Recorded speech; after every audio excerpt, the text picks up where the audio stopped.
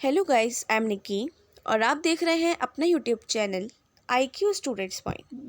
Guys, जैसा कि आप सभी को पता है कि हमारे YouTube channel IQ students point पर आपको आपके कोर्सेज़ के अकॉर्डिंग क्लासेस प्रोवाइड की जा रही हैं।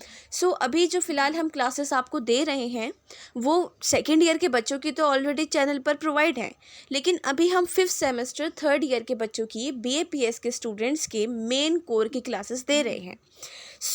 आप लोगों को जैसा कि पता है कि हम लोगों ने अभी CPT क्लासिकल पॉलिटिकल थ्योरी की क्लासेस जो है वो स्टार्ट कर रखी हैं। इनमें आपको ये भी पता है कि हमने इसकी फर्स्ट यूनिट कंप्लीट कर ली थी एंड सेकंड यूनिट में प्लेटो जो है हमने उसको कंप्लीट किया। ठीक है, प्लेटो को हमने 2 पार्ट्स में पढ़ा था क्योंकि काफ़ी बड़ा था। ऐसे ही आगे चलकर आपके जितने भी फिलोसफर्स हैं इस सब्जेक्ट में वो सब बड़े बड़े हैं, तो वो 2 पार्ट्स में ही डिवाइड किए जा सकते हैं। आज की वीडियो में हम एरिस्टोटल स्टार्ट कर रहे हैं। एरिस्टोटल को भी हमने 2 पार्ट्स में डिवाइड कर दिया है क्योंकि ये देखने में तो आपको छोटा लग रहा है स्टूडेंट्स, लेकिन ये छोटा है नहीं, ये अच्छा खासा बड़ा आपका सब्जेक्ट है। ठीक है, इसमें हम रूप सदाचार मनुष्य के रूप में राजनीतिक राजनीति नागरिकता न्याय राज्य और परिवार सरकारों का वर्गीकरण, ये सारी चीज़ों में से मनुष्य के रूप में राजनीतिक राजनीति तक पढ़ेंगे एंड बाद में नागरिकता न्याय राज्य और परिवार सरकारों का वर्गीकरण हम बाद के पार्ट में सेकंड पार्ट में पढ़ लेंगे। अभी हम रूप सदाचार मनुष्य के रूप में राजनीतिक राजनीति पढ़ेंगे। ठीक है स्टूडेंट, पहले ही मैं आपको बोल दूं कि इनकेस आपको कुछ नहीं समझ आए तो आप मुझसे कमेंट बॉक्स या टेलीग्राम चैनल पे पूछ सकते हैं। अब हम इस वीडियो को स्टार्ट करते हैं। Let's start. सबसे पहले आपका इंट्रोडक्शन। देखिए, बहुत सारी चीज़ों में, और मैं हर बार जितनी बार वीडियो बनाती हूँ सब में बोलती हूँ कि आप लोगों को इंट्रोडक्शन लिखना ज़रूरी होता है क्योंकि आप DU के बच्चे हो। इनकेस अगर आप इग्नू के बच्चे होते तो इग्नू का बच्चा इंट्रोडक्शन नहीं लिखता, वो सीधा आंसर लिख देता है। तो आप लोगों को इंट्रोडक्शन लिखना ज़रूरी है। देखो, इंट्रोडक्शन में हम नॉर्मल सी छोटी सी बात को जानेंगे और वो छोटी सी बात है एरिस्टोटल। एरिस्टोटल आपका मेन टॉपिक है। इस पे क्वेश्चन कैसे भी घुमा फिरा कर सीधा कैसे भी आ सकता है। जैसे प्लेटो पर एक सीधा सीधा क्वेश्चन दे देते हैं कि न्याय का सिद्धांत लिखो प्लेटो का, इसमें वो वाला मसला नहीं है। इसके अंदर एरिस्टोटल पर क्वेश्चन पूछा जाएगा और ऐसा क्वेश्चन पूछा जाएगा कि आप खुद बोलोगे कि यार मैम ने पढ़ाया तो था लेकिन ये तो पढ़ाया ही नहीं, जबकि मैं वही चीज़ आपको पढ़ाऊंगी जो क्वेश्चन आपसे पूछा जाएगा। खैर, क्वेश्चंस तो हम बाद में देख लेंगे लास्ट में सब्जेक्ट के। ठीक है, देखो, एरिस्टोटल जो थे वो एक प्रसिद्ध महान यूनानी दार्शनिक और वैज्ञानिक थे। ठीक है, उन्होंने प्लेटो का सबसे एक डीप और समझदार शिष्य माना जाता है कि हाँ, प्लेटो का जो शिष्य रहे हैं वो एरिस्टोटल रहे हैं और बहुत अच्छे रहे हैं। ठीक है, ये एक विश्व विजेता कहलाने वाले सिकंदर अरस्तु का ही शिष्य था। जो विश्व विजेता था सिकंदर के बारे में आपने सुना होगा, जिसको इंग्लिश में अलेक्जेंडर बोलते हैं, उसको जो विश्व विजेता था वो एरिस्टोटल का शिष्य था। तो एरिस्टोटल ने प्लेटो की शिष्यता 17 साल की उम्र से शुरू कर दी थी। जैसा कि आप लोगों को याद होगा, प्लेटो का जब मैंने आपको बताया था प्लेटो में पढ़ाते में कि उन्होंने जब अपनी एकेडमी खोली थी तो उसमें अरस्तु भी पढ़ने आते थे और उस टाइम उनकी एज 17 साल थी। ठीक है, तो 17 साल की उम्र में ही उन्होंने ये सारी चीज़ें जानना, समझना, पढ़ना सब कुछ शुरू कर दिया था, मतलब काफ़ी डीपली। ठीक है, राजा फिलिप के निमंत्रण पर जो एरिस्टोटल थे ना, उनको अल्पवयस सिकंदर का गुरु नियुक्त भी किया गया था उस टाइम पे। उन्होंने भौतिकी, कविता, नाटक, संगीत और भी बहुत सारी चीज़ें, राजनीतिक शास्त्र, जीव विज्ञान, साइंस, हिस्ट्री, मैथ्स, कोई भी सब्जेक्ट, सभी सब्जेक्ट, बहुत सारे विषयों पर, बहुत सारे सब्जेक्ट्स पर रचनाएं भी की हैं। उनका मतलब एक मेनली कुछ ही बाई चांस टॉपिक्स रहे होंगे, वैसे तो ऐसा कोई टॉपिक नहीं होगा जिस पर इन्होंने रचना नहीं की होगी। तो इन्होंने सभी टॉपिक्स पे कहीं ना कहीं से रचना की है। ठीक है, अब आता है, देखो, एरिस्टोटल का जो जन्म है 388 ईसा पूर्व में हुआ था और 62 वर्ष की आयु में उनका देहांत हो गया था। उनका जन्म स्थान स्टेगिरस नामक नगर था। उनके पिता मकदूनिया के राजा के दरबार में शाही वेद थे। ये वाली बात आप अपने आंसर में ज़रूर लिखना। ये वाली बात कभी कभी कम्पिटिटिव एग्ज़ाम्स में भी पूछ ली जाती है कि उनके फादर कौन से, जो, या फिर कभी कभी ऐसा आता है कि मकदूनिया के राजा के दरबार में क्या काम करते थे, थे, क्या थे क्या नहीं थे, इस बेस पर भी क्वेश्चन आ जाता है। ठीक है, देखो उसके आगे साथ साथ ये है कि एरिस्टोटल जो थे उनके जीवन पर मकदूनिया के दरबार का बहुत ज़्यादा असर पड़ा था, हद से ज़्यादा असर। उनके पिता की मौत के बाद ना उनके बचपन उनके जो बचपन था उसमें ही उनके पिता की मौत हो गई थी, लेकिन तब से लेके अब तक का इस दरबार का असर उनके ऊपर बहुत ही ज़्यादा पड़ा था। ठीक है, इसके साथ साथ आगे ये कि पिता की मौत के बाद जब 17 वर्ष के जो एरिस्टोटल थे उनको अपनी शिक्षा पूरी करने के लिए बौद्धिक शिक्षा केंद्र एथेंस भेज दिया गया था। एथेंस में आपको याद है जब प्लेटो वापस आए थे तो उन्होंने एकेडमी खोली थी, वहीं पर उन्होंने अपनी क्लासेस वगैरह कंप्लीट की थी। ठीक है, तो पिता की मौत के बाद जब वो एथेंस आ गए थे तो वहाँ पर 20 वर्ष तक प्लेटो से शिक्षा प्राप्त करते रहे थे, और आगे तक वो प्लेटो देखो मेन फ़र्क दोनों में ये रहा कि प्लेटो ने अपने जो गुरु थे उनको हर चीज़ में शामिल करा, लेकिन एरिस्टोटल जो है उन्होंने कुछ चीज़ों में प्लेटो की आलोचना भी करी है कि हाँ ये वाली बात गलत है तो है, भले से मेरे गुरु ने बोली हो या मैंने बोली हो, तो ये वाली बातें आप आगे पढ़ लोगे। ठीक है, जब वो एथेंस आ गए थे तो 20 साल तक उन्होंने प्लेटो के साथ अपनी शिक्षा दीक्षा जो भी थी वो कंप्लीट करी। पढ़ाई के लास्ट टाइम में वो खुद अकेडमी में पढ़ाने लगे थे। आपको याद होगा मैंने प्लेटो में पढ़ाया था कि उनकी एकेडमी जो थी उनके चचेरे भाई जो थे उन्होंने संभाली थी, लेकिन काफ़ी जगहों पर ये लिखा है कि एरिस्टोटल ने ही उनकी एकेडमी को आगे बढ़ाया था। तो ये वाली बात एरिस्टोटल में लिखी गई है कि उन्होंने जो अपनी शिक्षा कंप्लीट होने के बाद एकेडमी को संभाला था। ठीक है, वहाँ पढ़ाने लगे थे। एरिस्टोटल उस समय के सबसे बुद्धिमान व्यक्ति माने जाते थे, जिसकी प्रशंसा खुद उनके गुरु भी करते थे, प्लेटो भी करते थे कि हाँ अगर कोई है उस समय का।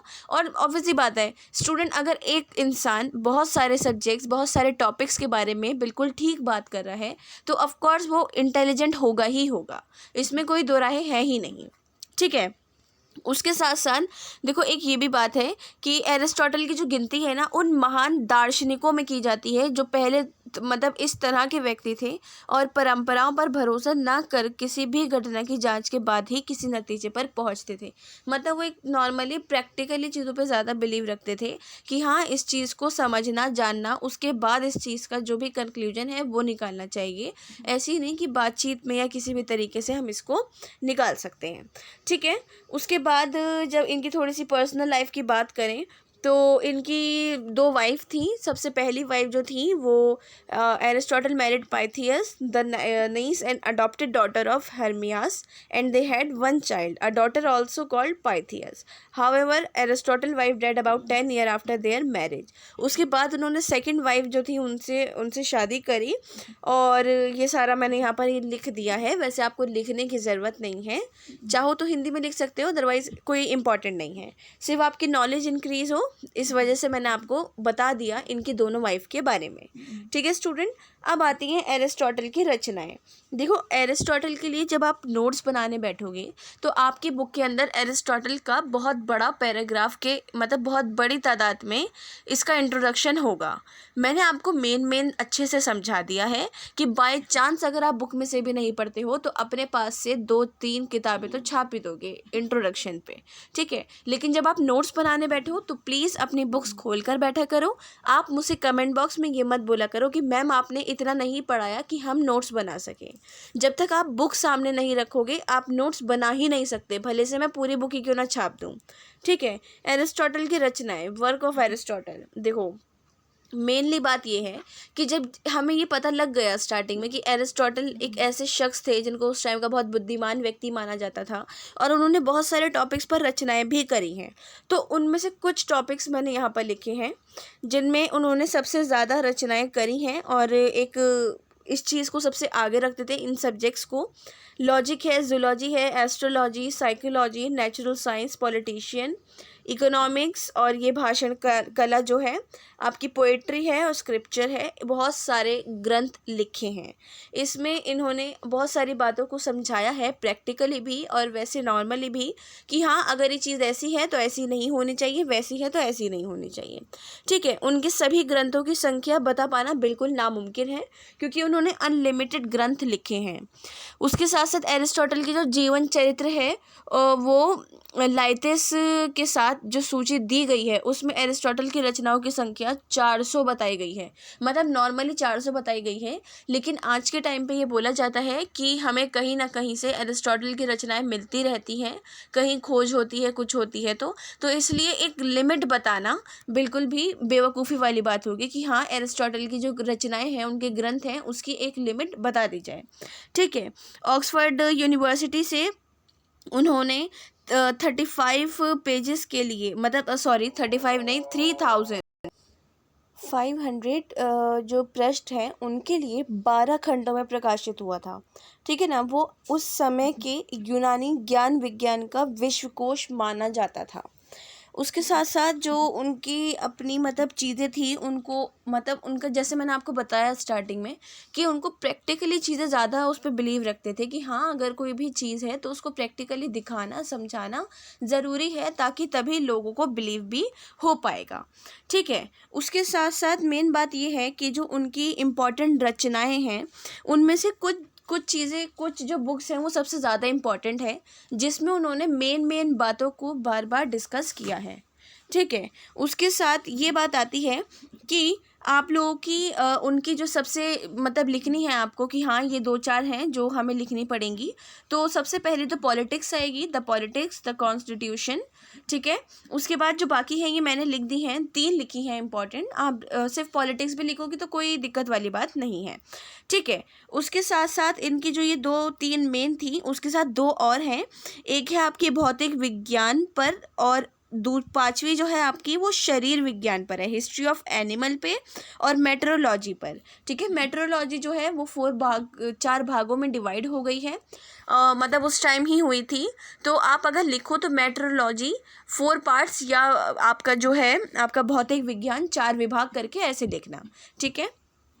इसके बाद बात आती है अरस्तु की रचना दी पॉलिटिक्स।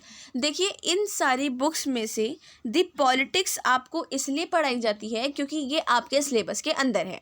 ठीक है। इस पर शॉर्ट नोट भी कभी कभी आ जाता है कि द पॉलिटिक्स जो है एरिस्टोटल की बुक, उसमें क्या बताया गया है वो लिखो, संक्षेप में लिखो, या फिर जैसे भी कभी कभी 25 मार्क्स का क्वेश्चन भी आ जाता है। ठीक है। तो उसमें अब मेन आपको पढ़ना क्या है, ये सबसे मेन बुक है आपकी, जिसको आपको रट लेना है बहुत अच्छे तरीके से। देखो पॉलिटिक्स का जो इसके अंदर जो टॉपिक्स दिए गए हैं, ये जो एक सब्जेक्ट के तौर पे ये बुक बनाई गई थी, वो इनकी बाकी बुक्स से बिल्कुल अलग बताई जाती है और सबसे स्पेशल बताई जाती है। क्यों? क्योंकि उन्होंने इस बुक को सबसे ज़्यादा सहज कर रखा। ठीक है। एक और जेलर और फॉस्टर जैसे जो विद्वान हैं, तो और दूसरी तरफ विरोधी विचार करने वाले जो मैकाइवल हैं, ऐसे टाइप के कुछ फिलोसफर्स हैं। क्योंकि इनकी बहुत सारी चीज़ों की आलोचनाएं भी की गई हैं। ठीक है। जेलर जो हैं उन्होंने बोला है कि अरस्तु की पॉलिटिक्स प्राचीन काल में हमें प्राप्त होने वाली सर्वाधिक मूल्यवान निधि है, और ये पॉलिटिकल साइंस के क्षेत्र में हमें प्राप्त होने वाली महानतम योगदान है। ठीक है। वहीं फॉस्टर बोलते हैं कि अगर यूनानी राजनीतिक दर्शन का सर्वोत्कृष्ट प्रतिनिधित्व करने वाला कोई ग्रंथ हो सकता है तो वो यही है जो एरिस्टोटल ने लिखी है। सेम ऐसे ही A.E. टेलर जो हैं वो बोलते हैं कि पॉलिटिक्स के अलावा एरिस्टोटल का कोई दूसरा ग्रंथ एक बहुमुखी विषय की विवेचना में इतना नॉर्मल कोटि का नहीं है, तथा सत्य ये है कि सामाजिक विषयों में उसकी अभिरुचि शार्प नहीं है। जहाँ पर उनकी अच्छाइयाँ की गई हैं वहाँ पर उनकी आलोचनाएं भी की गई हैं। ठीक है। ये बात देखो नॉर्मल सी है स्टूडेंट, अगर आपकी किसी चीज़ में अच्छाई होती है तो वहाँ पर आपके आलोचक, आपको क्रिटिसाइज़ करने वाले भी हज़ारों की तादाद में होते हैं। उसके साथ मैकाइवन जो है उन्होंने बोला कि पॉलिटिक्स अत्यंत महत्वपूर्ण भी नहीं है तो भी राजनीतिक दर्शन के शास्त्रीय ग्रंथों में अत्यंत हैरानी पैदा करने वाला ग्रंथ तो है ही। मतलब उन्होंने बोला कि अगर बाकी फिलोसफर्स के कहने पर मान भी लेते हैं कि ये इतनी इम्पॉर्टेंट है नहीं, लेकिन ये एक ऐसा ग्रंथ है, ऐसी बुक है जो एक चीज़ को अलग अलग तरीके से और प्रैक्टिकली तरीके से डिफ़ाइन करती है और बताती है। उसके साथ साथ पॉलिटिक्स के बारे में जो विद्वान हैं उन्होंने मतलब इसको एक अलग तरीके से देखा कि हाँ अगर पॉलिटिक्स को यहाँ रखा जाए, पॉलिटिक्स की बात को देखा जाए तो हाँ ठीक है, एरिस्टोटल ने इसके अंदर कोई बात अलग सी कहनी चाहिए। उसके साथ पॉलिटिक्स, इसमें तो कोई भी संदेह नहीं है कि पॉलिटिक्स राजनीति के क्षेत्र में एरिस्टोटल का एक अनोखा देन है। मतलब ये सही बात है कि इसमें कोई भी डबल बात हो ही नहीं सकती कि एरिस्टोटल ने पॉलिटिक्स के बारे में पॉलिटिक्स बुक में सबसे इम्पॉर्टेंट बातें लिखी हैं कि अगर पॉलिटिक्स होगी तो ऐसे होगी, नहीं होगी तो वैसे होगी। ठीक है। उसके साथ प्रोफेसर बारकर हैं, उन्होंने बोला है कि इसे राजनीति के क्षेत्र में मैग्नम ओपस कहा जाता है, सर्वश्रेष्ठ रचना। ठीक है। और ब्राउले बोलते हैं कि अपने विषय पर पॉलिटिक्स सबसे अधिक प्रभावक और सबसे ज़्यादा गंभीर ग्रंथ है जिसका अध्ययन सबसे पहले किया जाना चाहिए। कि अगर कोई भी बुक सामने रख दी जाए तो उसको साइड करके सबसे पहले पॉलिटिक्स जो बुक है उसको पढ़ना चाहिए, समझना चाहिए कि हाँ इसके अंदर एरिस्टोटल ने बोला क्या है। ठीक है। पॉलिटिक्स की मैंने यहाँ फ़ोटो लगाई है, पॉलिटिक्स एरिस्टोटल। इनकी अगर आप गूगल पे ये बुक सर्च करेंगे तो बहुत अलग अलग कवर्स इनके दिखेंगे, लेकिन ये सबसे ज़्यादा ये वाली कवर की जो बुक है वो बिकती है, वो देखी जाती है लाइब्रेरी में भी, मार्केट में भी। तो इस वजह से मैंने आपके लिए ये वाली बुक शो कर दी है। ठीक है। पॉलिटिक्स की रचना के विषय में विद्वानों ने बहुत अलग अलग विचार दिए और इसके रचना काल और क्रम के संबंध में जाइगर और आर्निम नाम के फिलोसफर हैं, उन्होंने इसके दृष्टिकोण में अलग विचार, मतलब कुछ अलग ही टाइप के विचार बताए कि अगर ये चीज़ है, पॉलिटिक्स दी गई है तो एरिस्टोटल ने कैसा बताया है और एक्चुअली में होनी कैसी चाहिए। मेनली ये इनके आलोचकों में भी गिने जाते थे और इनकी साइड लेने वालों में भी गिने जाते थे। इनका कोई ठिकाना नहीं था, ये थाली के बैंगन थे, कभी इधर लुढ़कते थे कभी उधर लुढ़कते थे। ठीक है। जाइगर बोलते थे कि पॉलिटिक्स की 7वीं और 8वीं पुस्तक की रचना सबसे पहले हुई है और इन पुस्तकों में एरिस्टोटल पर प्लेटो के प्रभाव की स्पष्ट छाप नज़र आती है कि हाँ जो 8वीं और 7वां इनका एडिशन है ना वो सबसे पहले आया था, और जो प्लेटो बोलते हैं पॉलिटिक्स के बारे में वो ऐसा लगता है एरिस्टोटल ने बिल्कुल सीधा छाप दिया है। ऐसे लगता है कि इन दोनों पुस्तक की रचना अरस्तु ने 300-400 ईसा पूर्व की होगी, जब वह अकेडमी को त्याग कर अस्सू में रहने लगे थे। ठीक है ना। जब आप लोगों को मैंने प्लेटो का पढ़ाया था तो मेनली आपको ये पता था कि प्लेटो 400-300 ईसा पूर्व के टाइम पे आए थे, और टाइम उनकी जो दैट डे है ईयर है वो मुझे याद नहीं है अभी अच्छे से, लेकिन आप लोगों को मैंने वीडियो में पढ़ा रखा है। ठीक है। मतलब माइंड में नहीं आ रहा अभी। उसमें इन्होंने ये बोला कि ऐसा लगता है कि एरिस्टोटल 300-400 ईसा पूर्व आए थे और उन्होंने ये वाली बात लिख दी, लेकिन ये वाली बात बोली कि दूसरे फिलोसफर ने कि इन्होंने प्लेटो की ही बात को सेम छाप दिया है, इन्होंने अपनी कोई बात बोली ही नहीं है। इसके अलावा अर्निम नाम के जो फिलोसफर हैं जिनका नाम मैंने अभी आपको बताया, उन्होंने इन दोनों पुस्तक की रचनाओं के लिए एरिस्टोटल को एक इम्पॉर्टेंट और एक महान व्यक्ति माना कि हाँ इन्होंने जो भी लिखा है बहुत अच्छा लिखा है और यही चीज़ एक्चुअली में होनी चाहिए। ठीक है। और इसके साथ साथ इन्होंने ये बोला कि उनका ये कहना था कि इसकी रचना एरिस्टोटल के एथेंस में, ठीक है ना, एथेंस में दूसरे निवास काल में आयु के अंतिम 12 वर्षों में हुई थी, कि जब वो मरने वाले थे तो उनके मरने के 12 साल पहले इस चीज़ की रचना की गई थी। अगर एरिस्टोटल जो है उनकी प्रौढ़तम आयु की रचना है, जबकि एक्चुअली में जो है ये इनकी प्रौढ़तम आयु की रचना है जो इनकी एज थी उस टाइम की, जबकि ये ऐसा बोला जाता है कि इनके मरने से 12 वर्ष पहले इस बुक को बनाया गया था, छापा गया था। क्यों? क्योंकि उनको प्लेटो को समझने और पढ़ने, उनकी किताबों को समझने में टाइम लगा और उन्होंने सेम वही वाली बात को, प्लेटो वाली बात को छाप दिया।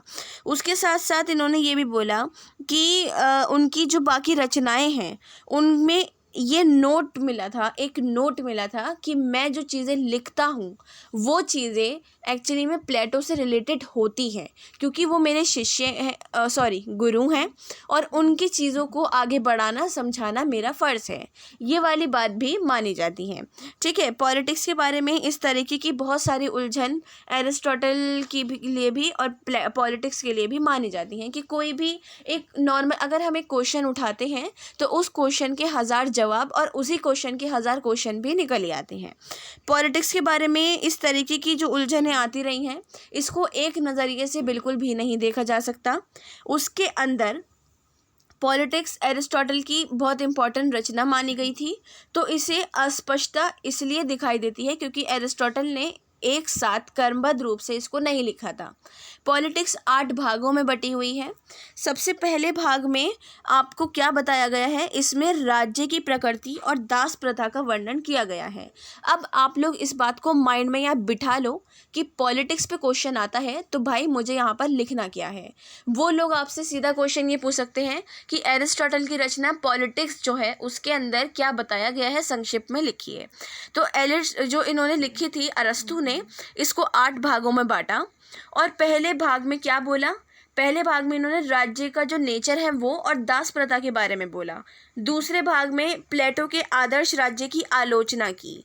ठीक है ना, ये जब मैंने आप लोगों को यूनिट 1 पढ़ाई थी तो उसमें मैंने बताया था कि एरिस्टोटल प्लेटो के शिष्य होते हुए भी वो उनका आलोचना कर देते थे। क्यों करते थे, वो बोलते थे आदर्श राज्य के बेस पर प्लेटो की आलोचना करते थे कि राज्य जो है अलग अलग तरीके का होना चाहिए और राज्य के अंदर समाज है, समाज के अंदर लोग हैं, सब अलग तरीके के होते हैं। मतलब वो वाली बात है कि 5 फिंगर्स आर नॉट इक्वल, कि सब बराबर नहीं है, कोई एक आदर्श राज्य बन ही नहीं सकता।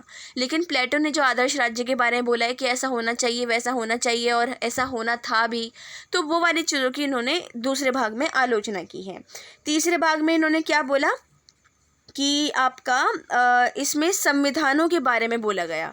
क्यों, आप लोगों को ये मैंने बताया था कि एरिस्टोटल एक पहले ऐसे फिलोसोफर थे जिन्होंने 158 देश घूमकर, उस टाइम पे देशों को राज्य बोला जाता था, तो मैं आपके लिए राज्य ही बोलूँगी, आप राज्य ही लिखना। ठीक है, 158 राज्यों में घूमकर उनका संविधान जाना, समझा और लिखा था। चौथे भाग में उन्होंने राजतंत्र के अलावा सभी प्रकार के संविधानों के बारे में बात करी थी कि राजतंत्र के अलावा भी और तरीके के संविधान होते हैं जिनके बारे में मैं इसके अंदर बात करना चाहता हूँ। और राजतंत्र का वर्णन जो है इन्होंने 3rd पार्ट में भी किया है। ठीक है, 5वें भाग में इन्होंने क्या बोला कि इसमें क्रांतियों और उनके कारणों और उनको दूर करने का, कि क्रांति अगर हुई है तो उनका कारण क्या है और उनका कारण क्या है और उनको दूर कैसे किया जा सकता है, इसके बारे में बात करी है। छठे भाग के अंदर इन्होंने बोला है कि इसके अंदर उपर्युक्त विश्व को समझाया है, कि पूरे विश्व को इन्होंने समझाया है कि ऐसा था ऐसा था ऐसा था, बाकी सारी बातें। 7वें भाग में इन्होंने बोला कि इसमें एक आदर्श राज्य का वर्णन किया। मतलब ऊपर तो प्लेटो की आलोचना कर दी लेकिन खुद आदर्श राज्य का वर्णन किया। क्यों, क्योंकि इन्होंने ये नहीं बोला कि ऐसा होना चाहिए था, ऐसा होगा, लोगों पे अप्लाई करो। इन्होंने एक मेनली इमेजिनरी चीज़ें बताई कि हाँ ऐसा होना चाहिए। और 8वें भाग के अंदर इन्होंने बोला कि इसमें आदर्श राज्य और आदर्श संविधान की विवेचना की जानी चाहिए। ठीक है स्टूडेंट, पॉलिटिक्स के आदर्श की स्थापना और यथार्थवाद, मतलब मेनली एक रियलिज्म वाली बात जो आती है वो भी इसमें उनका विश्लेषण किया गया है, उनको एनालाइज किया गया है। और एक राजनीतिक विज्ञान को जन्म, एक पॉलिटिकल साइंस को इन्होंने जन्म दे दिया इस बुक के अंदर 8 भागों में बांटने के बाद। उन्होंने इसको इतना मतलब दूर दूर नहीं रखा, उन्होंने जो स्टार्टिंग करी वहाँ से लेके खात्मा भी उसी चीज़ पर करा कि सबसे पहले कि किस तरीके का आपका राज्य होना चाहिए। ठीक है, उसके अंदर प्रकृति क्या होना चाहिए, दास प्रथा क्यों है, फिर उसके बाद प्लेटो के आदर्श राज्य का उन्होंने आलोचना करी और भी बहुत सारी चीज़ें करके ऐसे 8 भाग बना दिए। तो इसमें एरिस्टोटल की बात हमें ये पता लगी कि सामाजिक और राजनीतिक तत्व जो हैं वो, वास्तविक संविधान वो, और बाकी सारी चीज़ों का जो परिणाम निकलता है वो एक अनुभवात्मक अध्ययन उसमें मिल जाता है। ठीक है स्टूडेंट्स, आप लोगों का ये जो पार्ट है मैं यहीं स्टॉप कर रही हूँ क्योंकि वीडियो काफ़ी लंबी हो जाएगी। नेक्स्ट वीडियो में हम आगे का जो टॉपिक है वो कंटिन्यू करेंगे। आई होप आप लोगों को सब समझ आ गया हो। इन केस कोई डाउट हो या सजेशन हो या कोई भी प्रॉब्लम आ रही हो तो आप मुझे कमेंट बॉक्स या टेलीग्राम चैनल पे पूछ सकते हैं। So thanks for the watching and best of luck all.